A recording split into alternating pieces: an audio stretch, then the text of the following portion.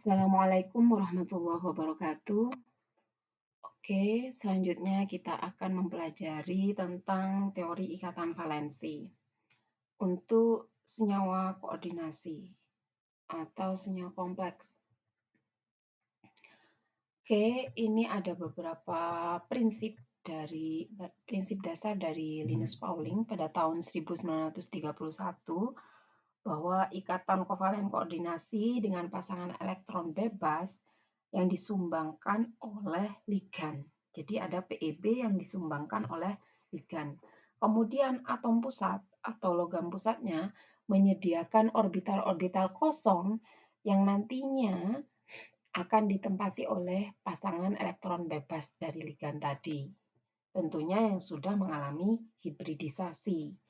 Nah, jenis hibridisasi ini yang nantinya akan menentukan bentuk geometris senyawa kompleksnya yang terbentuk.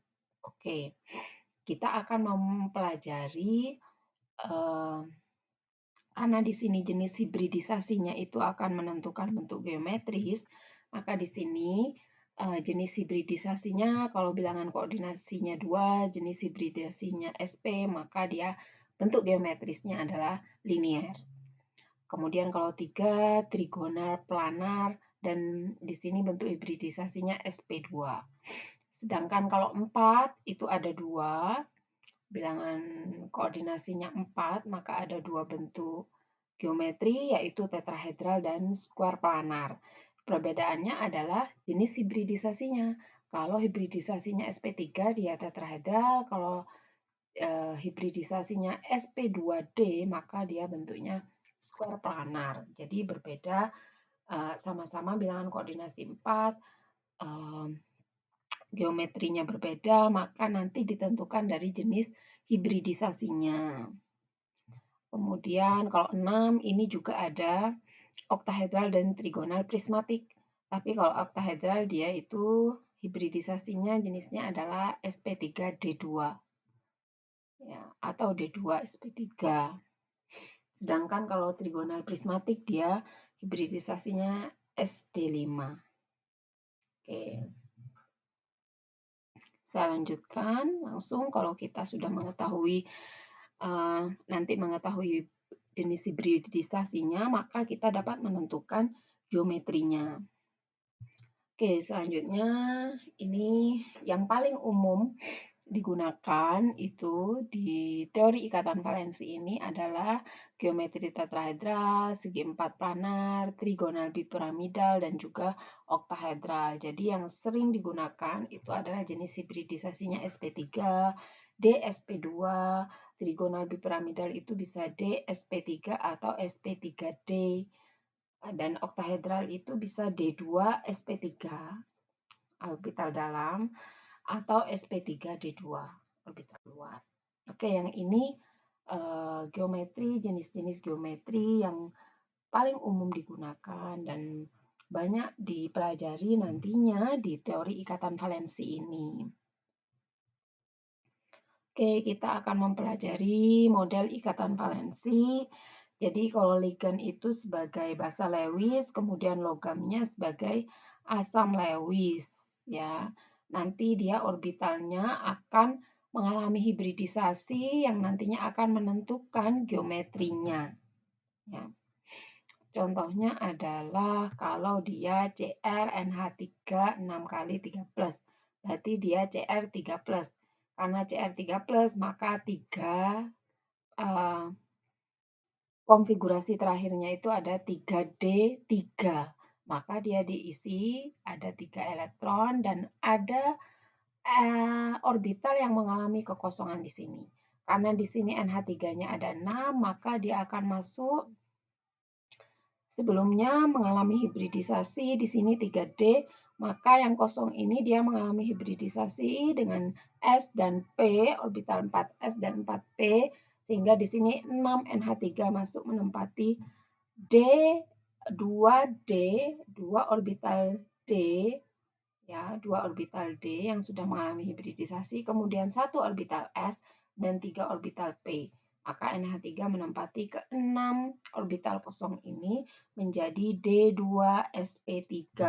Maka kalau hibridisasinya D2sp3, maka dia bentuknya adalah oktahedral yang orbital dalam.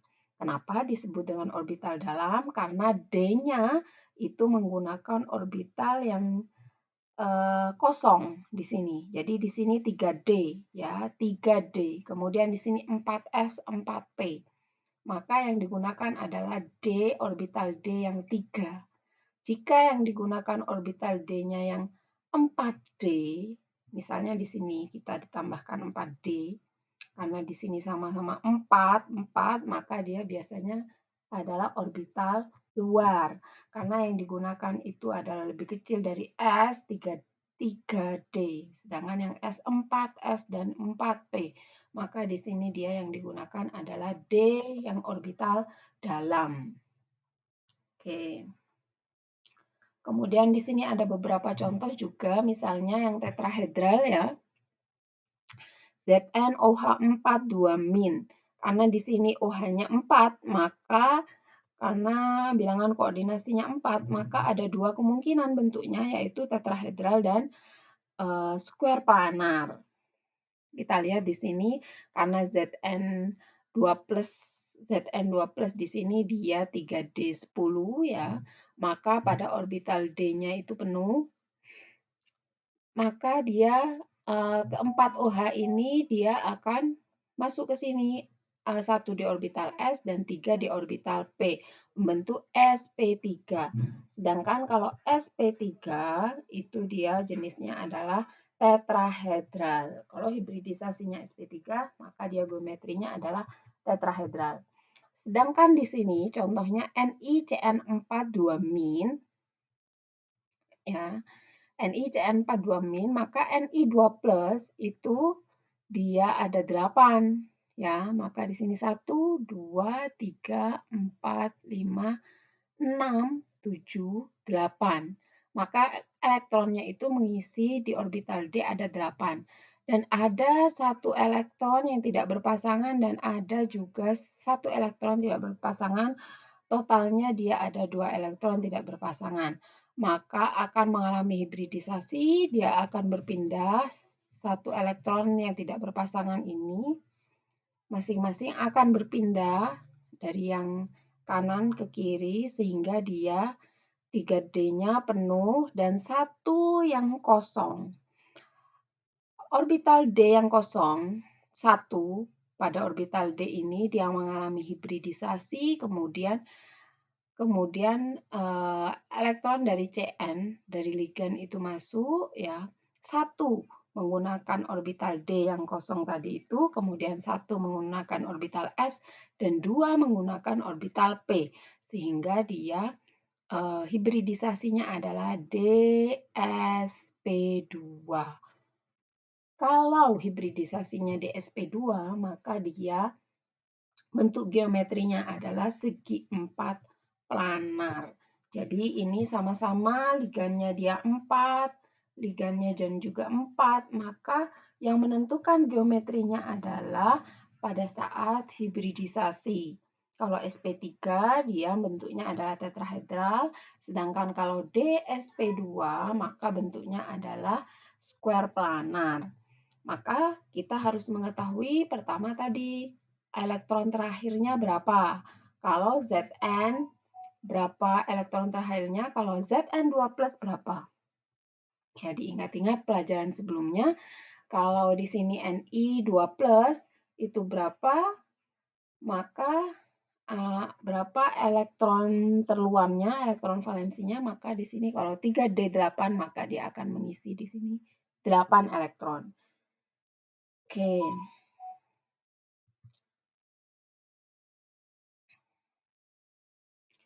Nah, ini ada beberapa keterbatasan dari teori ikatan valensi ini, yaitu dia tidak dapat menentukan warna dari senyawa kompleks. Dia hanya dapat menentukan geometrinya.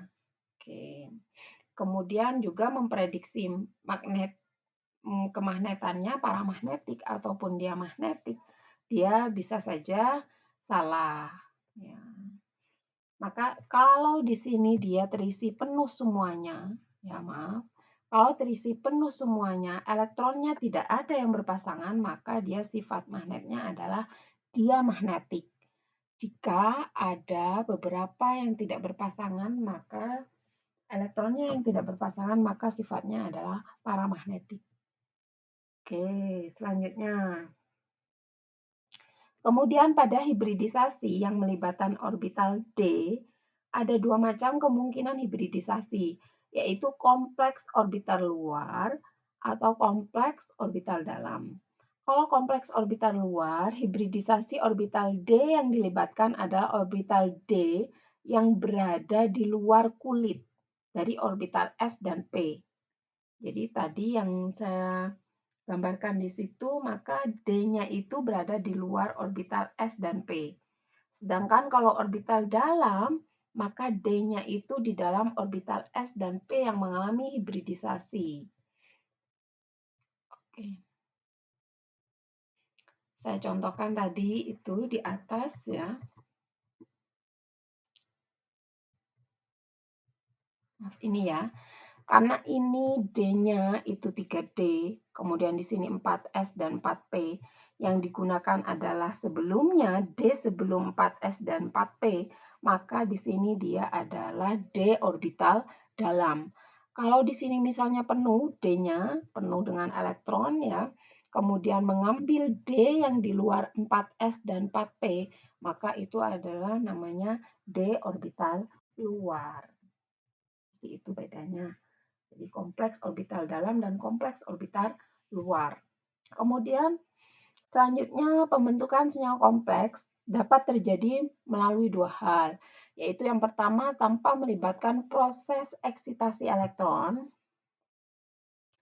Biasanya ini menghasilkan kompleks dengan sifat magnet yaitu paramagnetik ya, kecuali bila orbital D-nya terisi penuh elektron ya.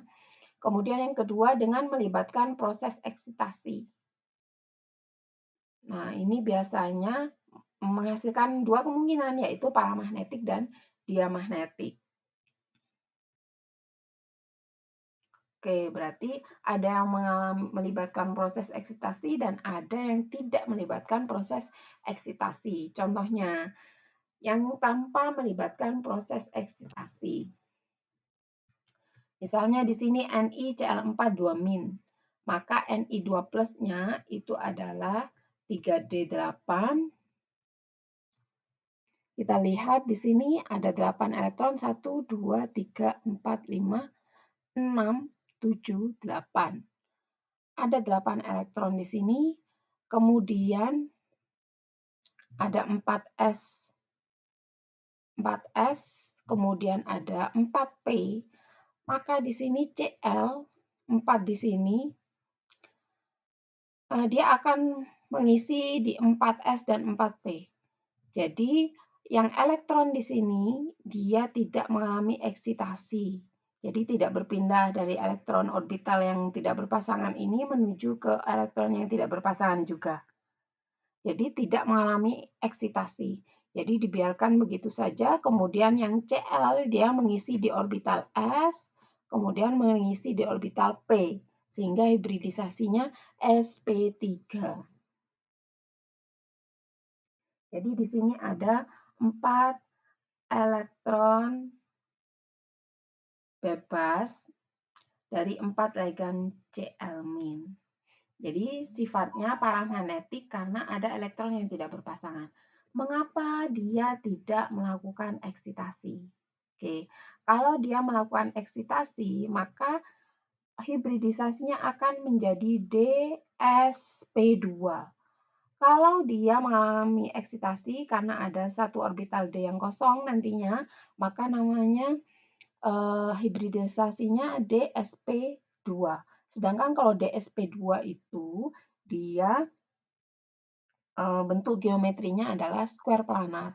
Jadi pertanyaannya di sini mengapa dia tidak mengalami eksitasi? Karena pada umumnya kalau dia bentuk geometrinya adalah tetrahedral, pada umumnya, kalau dia ligannya berupa ligan lemah, maka biasanya geometrinya adalah tetrahedral.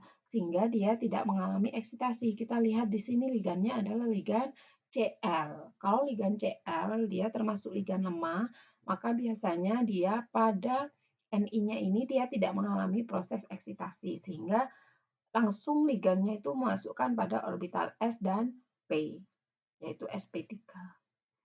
Kita lihat contoh selanjutnya. Ya, masih dengan ligan yang lemah, FeCl6, maka di sini dia contohnya adalah Fe3+, maka di sini elektron terakhirnya itu adalah 3D5, yang awalnya 3D6 4s2, maka karena di sini Fe3+, maka di sini tinggal 3D5. Maka di sini dia akan memasukkan elektronnya pada kelima orbital D tanpa mengalami proses eksitasi. Langsung dia mengalami hibridisasi sp3d2. Maka Cl6 ini memasuki orbital S, kemudian P, kemudian D. Ya, karena di sini 4S, 4P, dan D yang digunakan itu adalah di luar dari 4S dan 4P, di kulit elektron yang paling terluar, maka di sini dia kompleks dengan D di luar, ya. Sehingga di sini hibridisasinya sp3d2. Nah, langsung dia memasuki Cl-nya memasuki ke 6 elektron dari S, P, dan D di luar. Oke, tadi kembali lagi mengapa di sini elektronnya tidak mengalami eksitasi saja, ya. Ke sini. Jadi yang sini pindah sini, kemudian yang sini pindah sini. Sehingga ada dua orbital D yang kosong, sehingga dia menjadi D2 sp3, ya. Mengapa tidak seperti itu? Kembali lagi karena ligannya di sini adalah ligan lemah, maka biasanya kalau ligan lemah itu dia tidak mengalami proses eksitasi pada Fe3-nya atau atom pusatnya. Kita lihat lagi contohnya COF6. Kita lihat ligannya adalah F. Jadi ya sama dengan Cl ya, dia sama-sama ligan yang lemah. Maka di sini juga tidak mengalami proses eksitasi, maka dibiarkan begitu saja. Sehingga F6 atau ligannya itu mengisi orbital S, kemudian P3 dan D2 dari luar. Sehingga dia hibridisasinya sp3d2. Maka kompleksnya itu bersifat paramagnetik karena ada elektron yang dia tidak berpasangan. Semakin banyak elektron yang tidak berpasangan, semakin dia bersifat paramagnetik. Ya. Oke, selanjutnya kita pada contoh AgCN2, di mana CN2 di sini dia memang ligan kuat. Selain itu Ag itu dia 4D10, jadi D-nya sudah penuh dan 5S1, sehingga Ag plus 5S1-nya hilang, satunya hilang, sehingga tinggal 4D10. Nah, karena D10-nya ini sudah penuh, maka dia penuh, ya. Tanpa juga mengalami proses eksitasi meskipun ligannya kuat karena D-nya itu elektronnya sudah penuh. Jadi hibridisasinya adalah sp, sehingga bentuknya adalah linear karena Cn-nya hanya 2. Nah, ini dia bersifat diamagnetik karena tidak ada elektron yang tidak berpasangan, semuanya berpasangan. Oke, sekarang contoh-contohnya yang melibatkan proses eksitasi elektron. Yang melibatkan proses eksitasi elektron contohnya adalah NiCN4 2-. Kita lihat di sini dari Cn di sini ligannya adalah ligan kuat. Jadi sama kayak tadi itu NiCl4. Yang di sini NiCN4. Bedanya kalau Cl itu dia ligannya adalah ligan lemah, sedangkan Cn di sini ligannya ligan kuat. Kita lihat kalau ligan kuat, maka setelah keadaan dasar di sini Ni2+, karena sini Ni 3D8 4S2, maka Ni2+, 2-nya hilang pada S, tinggal 3D8, maka pada keadaan dasar kita tulis ada 8 elektron dan ada proses eksitasi. Jadi elektron yang terluar pada orbital D di sini yang tidak berpasangan akan mengalami proses eksitasi sehingga dia berpasangan semua. Dan ada orbital D yang kosong satu. Kemudian setelah proses eksitasi baru mengalami hibridisasi sehingga dia membentuk geometri di sini membentuk hibridisasi D ya. Karena ada 4 Cn D SP2. Karena bentuknya DSP2, maka bentuknya adalah square planar.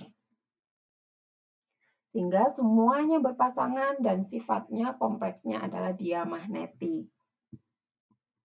Oke, sekarang contohnya selanjutnya adalah FeNH3 6 kali 3+. Karena Fe itu ada dia elektron valensinya adalah 3D6 4S2 karena di sini Fe 3+, maka tinggal 3D5. Kita lihat pada keadaan dasar ada 5 elektron mengisi orbital D, kemudian ada proses eksitasi. Mengapa? Karena ligannya dia ligan kuat ya. Ada proses eksitasi 1, kemudian 2, maka di sini ada 2D yang kosong, orbital D yang kosong. Maka dia hibridisasinya D2 karena NH3-nya 6, sp3. Maka bentuknya adalah oktahedral yang melibatkan orbital dalam. Dan sifatnya adalah paramagnetik karena ada satu elektron yang dia tidak berpasangan.